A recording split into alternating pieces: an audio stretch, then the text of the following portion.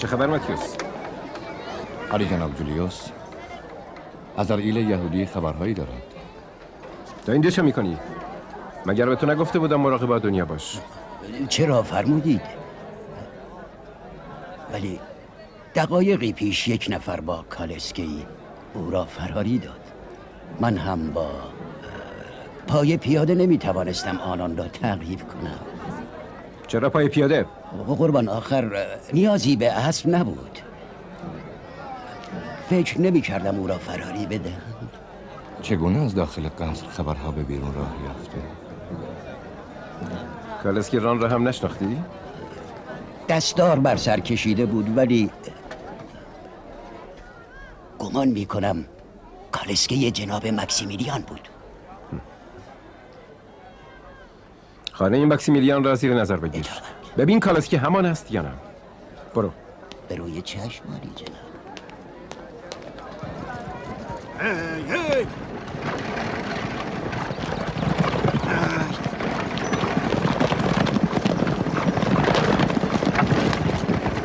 قبل از غروب آفتاب باید به شهر بازگردم. نگران نباشید، هنوز وقت هست. مرا عفو کنید علی جناب. میتوانم سوالی داشته باشم؟ ماتیوس، من تو را از نزدیکترین دوستانم میدانم. هر چه میخواهی بپرس. اختلاف شما با مکسیمیلیان برای چه و از کجا آغاز شده؟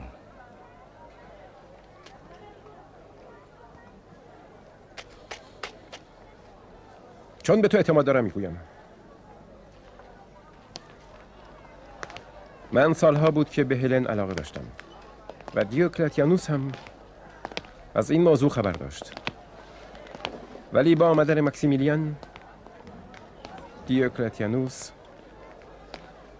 دو دستی دخترش را به او تقدیم کرد. من از همون روز تصمیم گرفتم که ثابت کنم مکسیمیلیان لیاقت هلن را ندارد و خیانتکاری بیش نیست و ثابت خواهم کرد. مدارکی هم علیه او گرد آوردم که طی گزارشی به دیوکلتیانوس خواهم گفت. اگر توجه نکرد، گزارش دوم را به امپراتور هادریانوس خواهم داد. چرا جناب دیوکلتیانوس و بانو هلن مکسیمیلیان را بر شما ترجیح دادند؟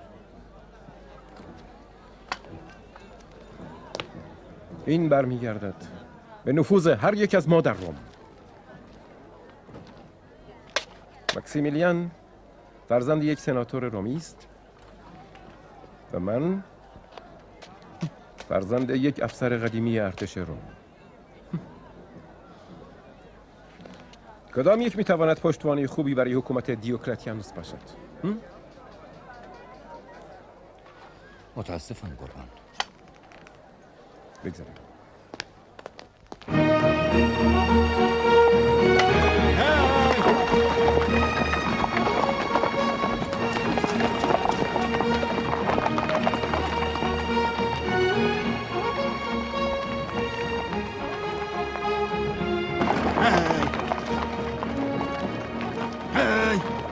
ما به کجا می رویم گالوس؟ شما باید برای مدتی از شهر دور باشید. چگونه؟ جنگل پر از مخفیگاه است. شما چند روزی را مخفی شوید تا آرامش بازگشته و به این ترتیب رومی ها از شما غافل شوند. من هر روز برایتان غذا خواهم آورد. نه، من تنها نیستم. نباید به خاطر جان خودم وظیفه‌ام را فراموش کنم. گرد همایی و هدایت مردم دیر نمی شود. بعداً هم برای این امور وقت هست. ولی من با همکیشانم 3 روز دیگر در قبرستان زیرزمینی وعده کردم. از احتیاط لازم است. نگران نباش گالوس.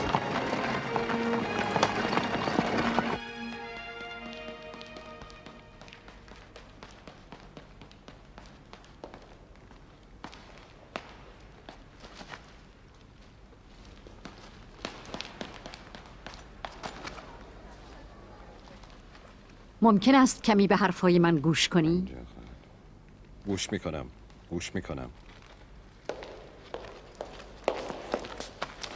نه، گوش نمی کنی. معلوم نیست در کدام عالم سیر می کنی. راستش مرا ببخش آتنه. خبر ورود امپراتور به فیلادلفیا مرا هیجان زده کرده. کافی است فقط یک اشتباه پیش بیاید، همه چیز خراب می شود. همه امیدهای ما نقش بر آب می گردد. ای کاش به جای این همه بلند پروازی کمی هم به امور مهمتر توجه می داشتی. آتنه تو نمیفهمی. تو نمیدانی که حضور امپراتور در اینجا چقدر میتواند موقعیت حکومت مرا در روم تثبیت کند. علاوه بر این خاطرات زیادی برایم زنده شده است. چه روزهایی با هادریانوس داشتم. انگار همین دیروز بود. جنگ بین النهرین. چه افتخار بزرگی. آن موقع من از فرماندهان لژیون بودم.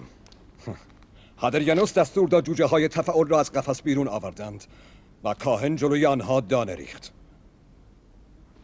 خدای من، با چه اشتهایی میخوردند. این علامت آن بود که جنگ به نفع ما تمام خواهد شد. آتن، فتحی عظیم در پیش رو بود. چه تفاعل میمونی، چه تفاعل میمونی. در پی آن هادریانوس با عزم و اطمینان چند قدم به سوی شهر پیش رفت و با صدای بلند فریاد کشید: آهای، اگر خدایانی در این شهر هستند به من گوش کنند. من از شما میخواهم که از منازل و معابد شهر دور شوید و بر آن خون غم ببارید و در مقابل نیزه ها، تیرها و شمشیرهای ما از این مردم پست دفاع نکنید و بگذارید که ما با فتح وارد این شهر بشویم. فت نگفتم تو به حرفای من گوش نمی کنی؟ تو در رویای خودت سیر می کنی. بسیار خوب گوش میکنم. حالا بگو. فکر می کنی هادریان چه کسی را به جانشینی برخواهد گزید؟ معلوم نیست. مگر نگفتی سابقه دوستیت با هادریان زیاد است؟ خاطرات گذشتم با هادریانوس یک لحظه از ذهنم بیرون نمی رود. مدام به آن روزها فکر می کنم.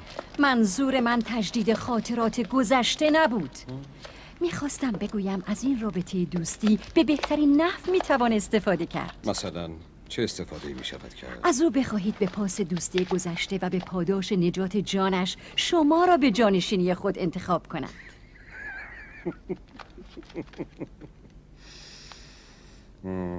اگرچه آرزوی بلند پروازانه است، ولی خب در جهت تحقق آن میتوان کوشا بود. ضرری هم ندارد. چرا بلند پروازانی؟ آیا به لیاقت و درایت خود شک داری یا به دوستی هادریان؟ به هیچ کدام. در تصمیم سنای روم شک دارم.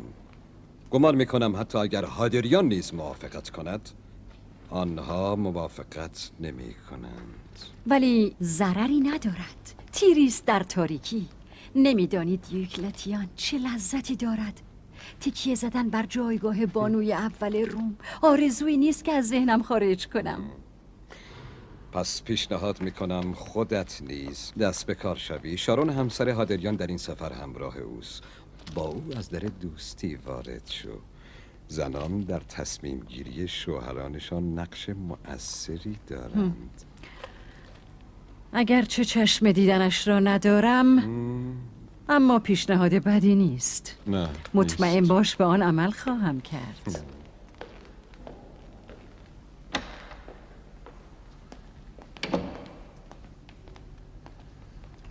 عالی جناب جولیوس،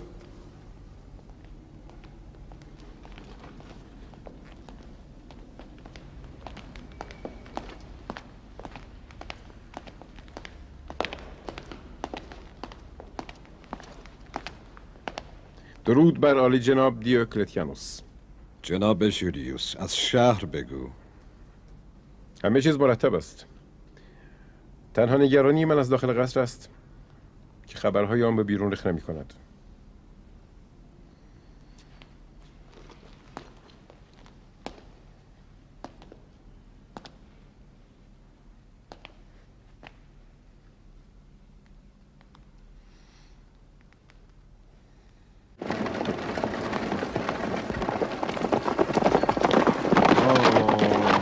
برو.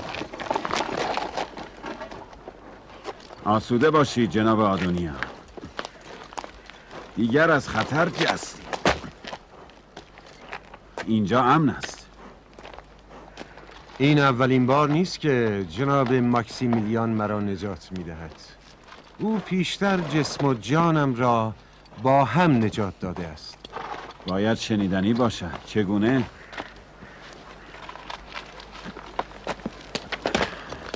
من از مبلغین مسیحی بودم و تسلیس را تبلیغ می‌کردم. روزی سربازان رومی مرا در حین سخنرانی دستگیر کردند. بیشک مرگم فرا رسیده بود، اما جناب ماکسیمیلیان با ترفندی مرا آزاد کرد و همین آشنایی موجب شد که من موحد شدم.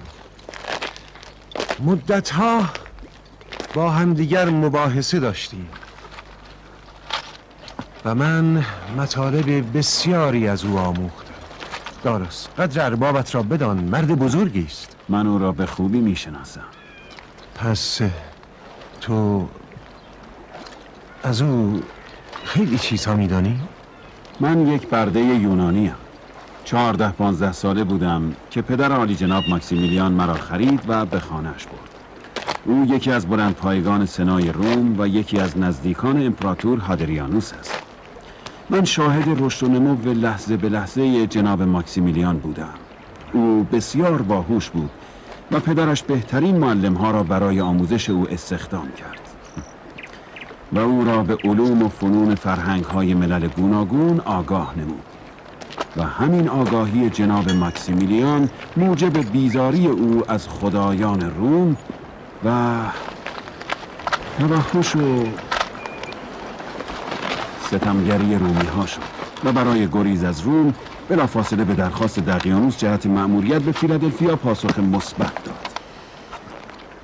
بله، او در فیلادلفیا سرنوشتش رقم خورد. آثار خستگی در چهره تا مشخص است. بهتر نیست در زیر سایه درخت خستگی را از تن بگیرید. او به فیلادلفیا آمد که از جنایت رومی ها گریخته باشد، در حالی که نمیدانست جنایات فیلادلفیا کمتر از روم نیست.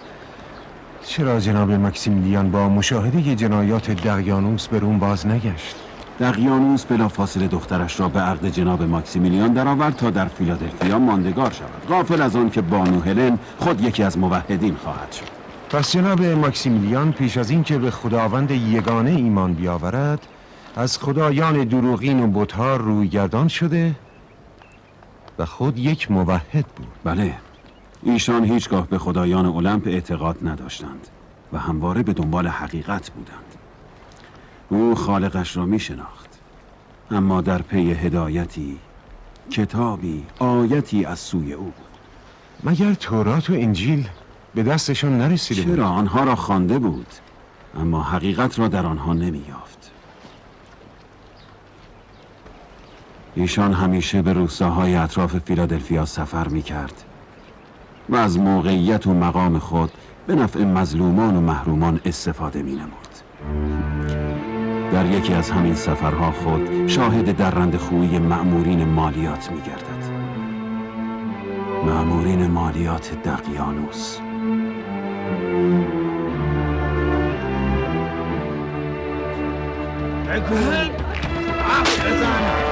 چه کردی پولهای ما؟ کجا پنهان کردی؟ آقازم بگو! رهایش کن!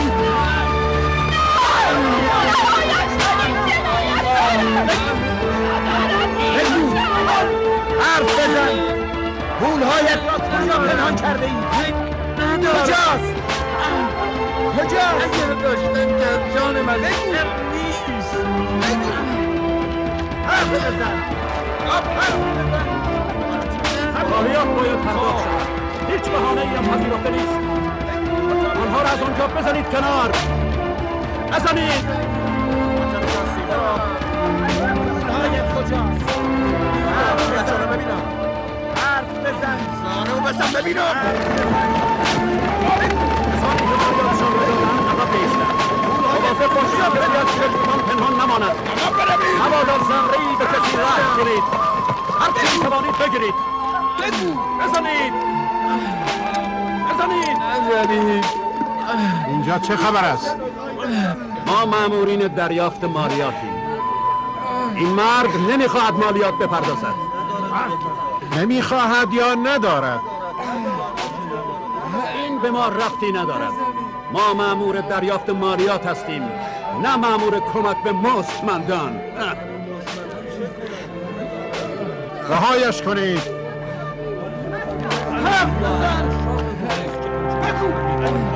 اصلیت دار. عالی جناب که هستند؟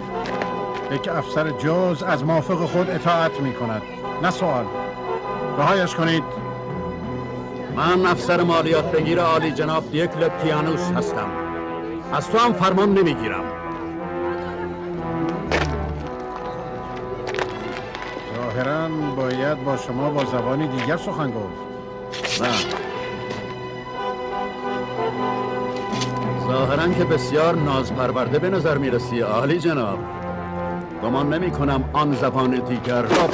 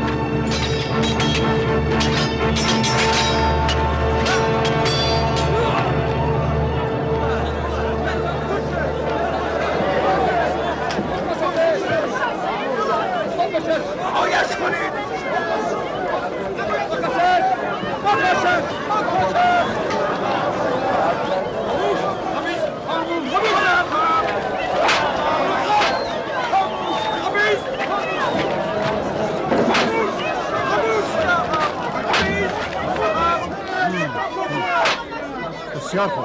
یارانت را از اینجا بردار و برو.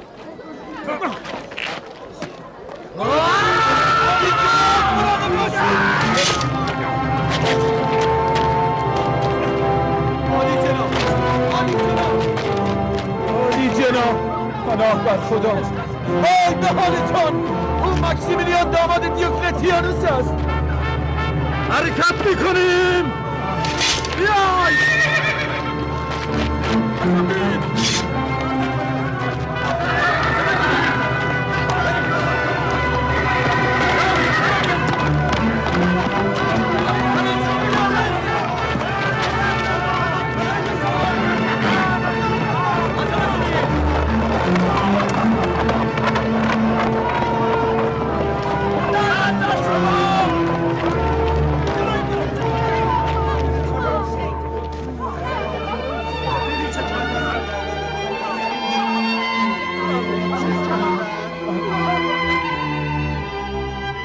و این مقدمه شد برای آشنایی جناب ماکسیمیلیان با آن پیرمرد موحد و روشن ضمیر.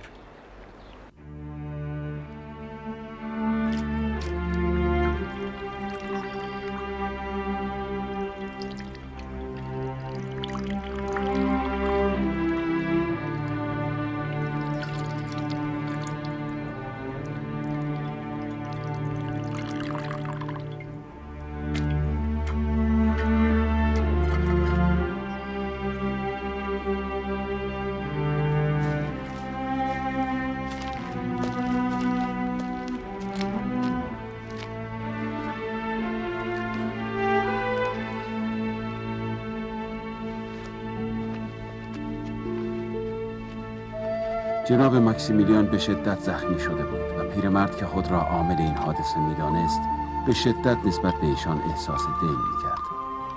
لذا جسم مجروح جناب ماکسیمیلیان را به خانه پیرمرد بردیم. او با جدیت و مهارت بسیار به مداوای ایشان پرداخت.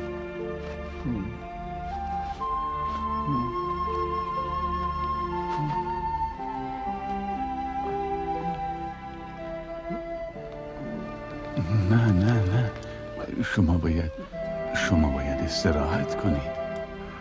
حرکت برای شما خطرناک است. داگالوس بله عالی جناب، من اینجا هستم. غیبت ما هلن را نگران خواهد کرد. من به شهر رفته او را با خبر میکنم. شما استراحت کنید، خیالتان آسوده باشد عالی جناب. به تلمیخا و یوانیس هم بگو مراقب اوضاع باشند. اگر دیوکلتیانوس پرسید بگویند برای تمشیت امور به ولایات اطراف رفته. اطاعت سرورم، نگران نباشید. من زود باز میگردم. مواظب عالی جناب باشید. و این مقدمه آشنایی جناب مکسیمیلیان با آن پیرمرد خداپرست شد.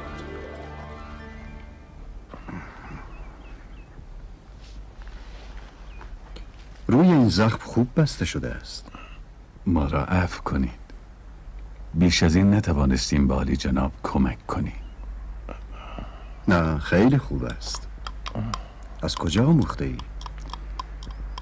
از پدرانم. گرچه قابل مقایسه با علومی که طبیبان رومی میدانند نیست. چه کسی شما را به این روز انداخته است؟ مهم نیست عالی جناب.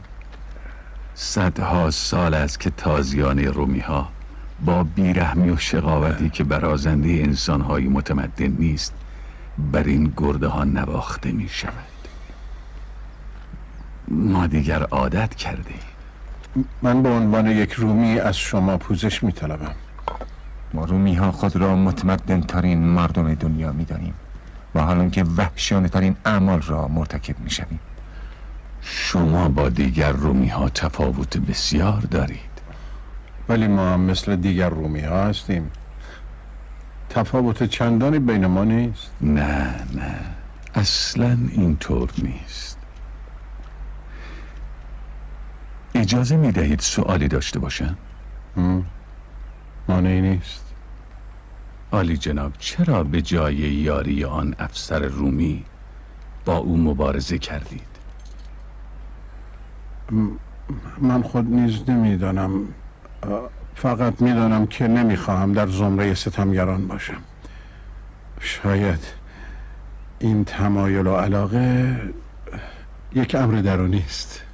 ولی حب دنیا و لذت‌های آن هم یک خواسته درونی است. چرا برای رسیدن به این خواسته درونی تلاش نمی کنید؟ آیا خود شما برای اعمال نیک و بد خود دلیلی دارید؟ من هیچ عملی را بدون پاداش انجام نمی دهم و یقین دارم که مزد همه اعمالم را چه خوب و چه بد خواهم دید. و اگر جز این باشد اصلا زندگی برایم معنا و مفهومی ندارد. تو برای خوبی‌هایت از چه کسی پاداش میگیری؟ غلام یا خدمتکار شما پاداش خود را از چه کسی میگیرد؟ اربابش. از اربابش، یعنی از شما. من هم از اربابم میگیرم. هر کسی اربابی دارد. تو میخواهی بگویی که پاداش خود را از خدایت خواهی گرفت. به نظر من هم هیچ انگیزه‌ای بهتر از این برای اعمال نیک و بد نیست.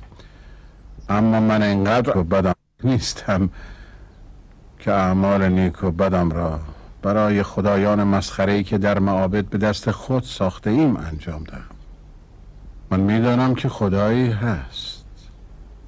مطمئن هستم. اما چگونه خدایی؟ نمیدانم. خدای من خالق من است. اما خدایان شما، یا بهتر بگویم خدایان رومی ها، مخلوق آنها هستند. نه، من به خدای تو نیز نمیتوانم اعتماد کنم. چه اگر یهودی باشی خدای مخصوص قوم خود را میپرستی، و خواندم که تورات شما به پیامبران گناه و اعمال زشت نسبت می‌دهد. من نمی‌توانم بپذیرم که خدایی از آسمان به زمین بیاید، راه برود، با پیامبرش کشتی بگیرد و از او شکست بخورد. و تو اگر مسیحی باشی خدای تو را هم نمی‌توانم بپذیرم، چرا که خدای مسیحیان هم مثل خدای رومیان پسر دارد. این را انجیل میگوید. اما این خدایی که شما گفتید ساخته و پرداخته مبلغین و پیروان مسیح است، نه خود مسیح. آنها برای اینکه رومی ها را به دین مسیح درآورند، دین آسمانی مسیح را شبیه دین زمینی رومی ها کردند. پیرمرد برای جناب ماکسیمیلیان از یک انجیل قدیمی سخن گفت، اما من در آن هنگام از این حرفها به خوبی سر در نمی آوردم. ولی کاملا آشکار بود که آن پیرمرد سخن برای گفتن بسیار داشت. بگذارید عقیده‌ام را به صراحت بگویم. من یک موحد هستم و خداوند یگانه را می پرستم و پیامبر من مسیح است، نه دیگری. مگر خدای مسیح با خدای دیگر مسیحیان فرق دارد؟ خدای مسیح خدای همه پیامبران و خدای آخرین پیامبری است که از این پس خواهد آمد. هر چه غیر از این باشد ساخته و پرداخته ذهن خود ما بی باشد. از خود سخن میگویی یا دلیلی هم برای اثبات آن داری؟ دلیل بسیار دارم، اما بهترین دلیل مکتوبی است که از جان عزیزتر می‌دارمش. من میتوانم آن را ببینم؟ البته، چرا نه؟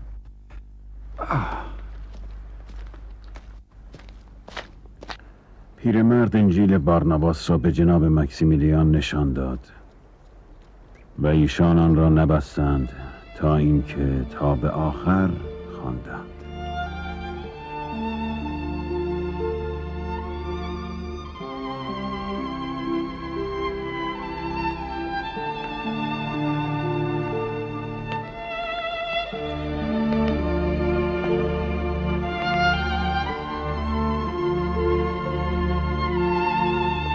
و از خانه پیرمرد بیرون نیامدند تا آنکه نسخه ای از آن را برای خود نوشتند.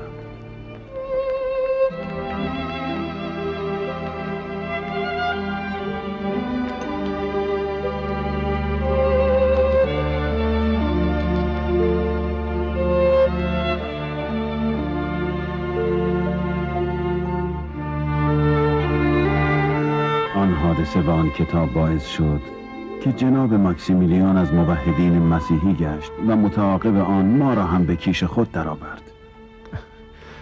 گالوس، براستی که جناب ماکسیمیلیان از بندگان مقرب خداوند است. او به من میگفت که فرق بین آنچه که حضرت مسیح میگفت و آنچه که امروز پیروان او میگویند مثل فرق بین یک درخت تنومند است و بوته‌های کوچک. بعضی گلها از فاصله دور هم عطرشان به مشام میرسد. امیدواریم پیوند ما با رومی ها ناگسستنی باشد. عالی جناب، اجازه می دهید هدایای قوم یهود را عرضه کنیم؟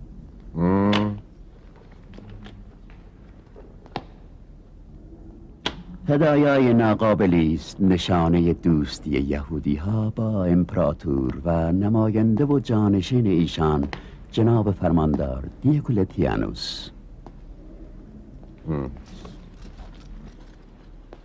ما هم هدایای ارزشمند شما را به عنوان نشانه دوستی تلقی می‌کنیم. معاهده‌ای که بین خدایگان، امپراتور و سران قوم یهود در اورشلیم منعقد گردید ما را موظف می‌کند با جناب فرماندار همکاری نزدیک داشته باشیم و در جشن‌های استقبال از امپراتور ما هم به سهم خود شرکت کنیم. از رعایای امپراتور توقعی جز این هم نیست. ما هم وظیفه داریم که دست شما را در مسائل عبادی و امور تجاری باز بگذاریم. در حقیقت ایجاد رفاه و آسایش مردم از وظایف امپراتوری روم است. منتها یک قشر از این مردم هستند که آرامش دیگران را به هم میزنند و قصد خیانت به روم و خدایان روم را دارند که با آنها سر سازش نداریم و لحظه ای از تعقیب و تعذیب آنها دست بر نخواهیم داشت. منظور عالی جناب فرماندار مسیحیان هستند. ما نیز از آنان زخم خورده ایم. آنها با پیامبر دروغین و کتاب ساختگیشان در صفوف ما هم رخنه کرده و پیروان آیین یهود را نیز گمراه کرده اند. عالی جناب به گمان من در زمینه مبارزه با مسیحیان می توانیم همکاری بیشتر و نزدیکتری داشته باشیم.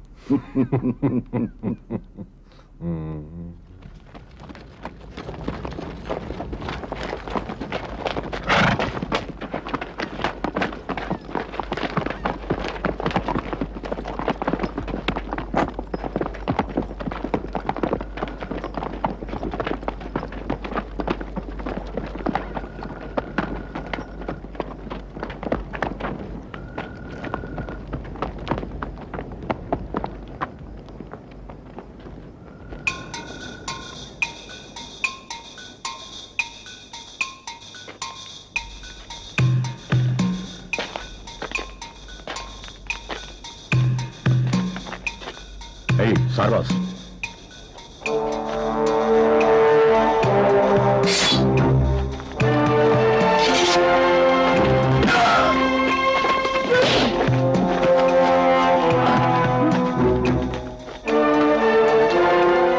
شما برید بالا. زود باشید.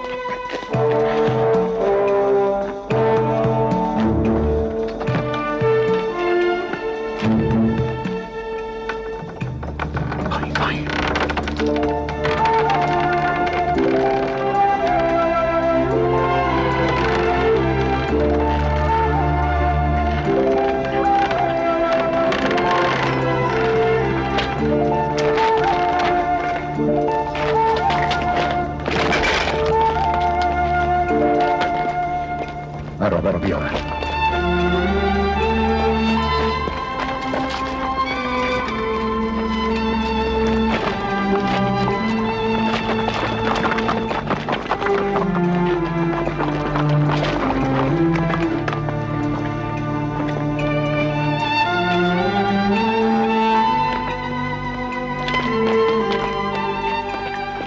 با این میشود او را مخفی کرد. جسد را کجا ببریم؟ در گورستان میفهمم که به تازگی دفن شده، ممکن است به او تعرض کنم. بهترین جا منزل پدرش سانتوس است. اولین جایی را که بگردن آنجاست. بهتر است او را به جنگل ببریم. از همه جا امن‌تر است.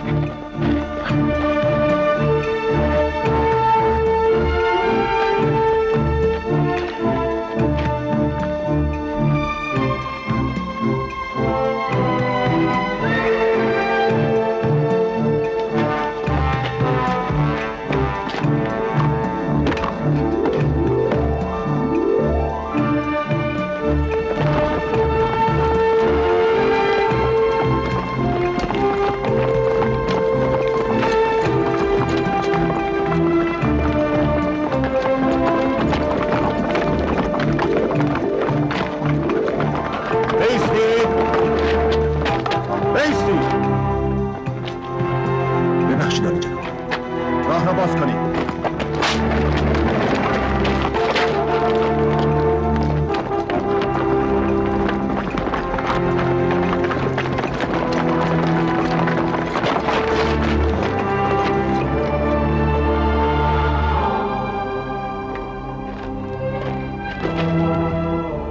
خداوند روح پلوتون قهرمان را در زمره مؤمنین و صالحین قرار دهد.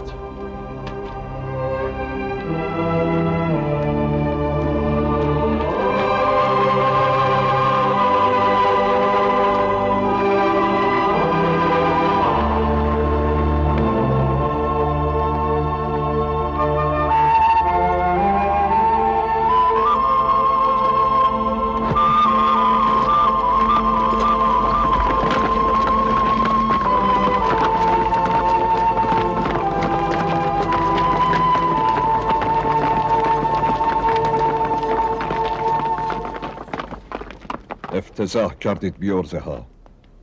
افتضاح کردید.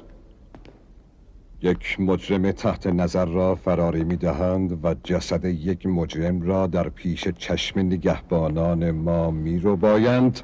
آن وقت مسئول لژیون و گارد ویژه شهر ما چه کرده است؟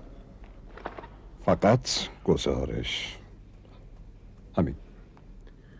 من برای کسب تکلیف و اختیار بیشتر خدمت رسیدم، عالی جناب. گوش کن جولیوس. 3 روز مهلت داری قبل از رسیدن امپراتور به فیلادلفیا آدونیا و جسد پلوتون را پیدا کنی، وگرنه خودت به جای آدونیا به صلیب آویخته خواهی شد. ضمناً ربایندگان جسد پلوتون و نجات دهندگان آدونیا را نیز از تو میخواهم.